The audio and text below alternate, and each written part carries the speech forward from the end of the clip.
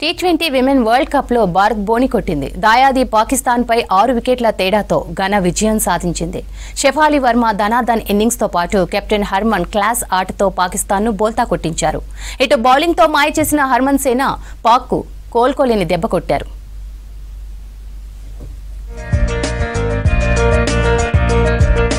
Dubai వేదికగా జరుగుతున్న T20 world cup లో భారత్ బోని కొట్టింది. దాయాది పాకిస్తాన్ పై 6 వికెట్ల తేడాతో ఘన విజయం సాధించింది. షెఫాలి వర్మ ధనాధన్ ఇన్నింగ్స్ కి తోడు కెప్టెన్ హర్మన్ ప్రీత్ కౌర్ దూకుడుతో భారత్ విక్టరీ సాధించింది.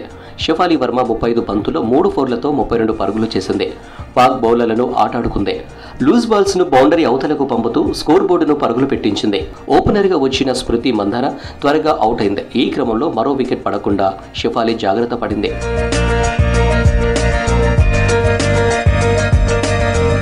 11.5 ఓవర్లో షెఫాలి అవుట్ అయింది. ఆ తర్వాత వచ్చిన జమియా రోడ్రిగ్స్ 23 పరుగులతో రాణించారు. ఇటు హర్మన్ ప్రీత్ కౌర్ తో కలిసి విజయానికి బాటలు వేశారు. వికెట్ పడకుండా జాగ్రత్తగా ఆడిన కౌర్ 29 పరుగులు చేసి రిటైర్డ్ హాట్గా వెనుతిరిగారు. పాకిస్తాన్ బౌలర్లలో ఫాతిమాకు 2 వికెట్లు, సాదియా ఇక్బాల్, ఒమైమా తలో వికెట్ పడగొట్టారు.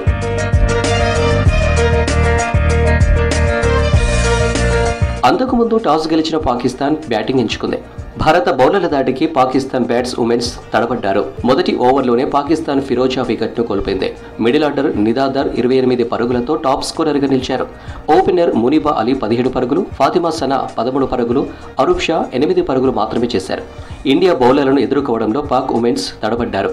దీంతో 20 ఓవర్లకు 8 వికెట్లు కోల్పోయి 105 పరుగులు చేసింది పాకిస్తాన్. భారత బౌలర్లో శ్రేయాంక పాటిల్ 2, అరుంధతి రెడ్డి 3 వికెట్లు పడగొట్టారు.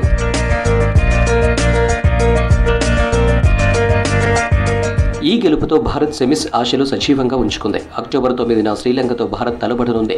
ఈ మ్యాచ్లో గెలిస్తే భారత్ సెమీస్ దూసుకెళ్లనుంది.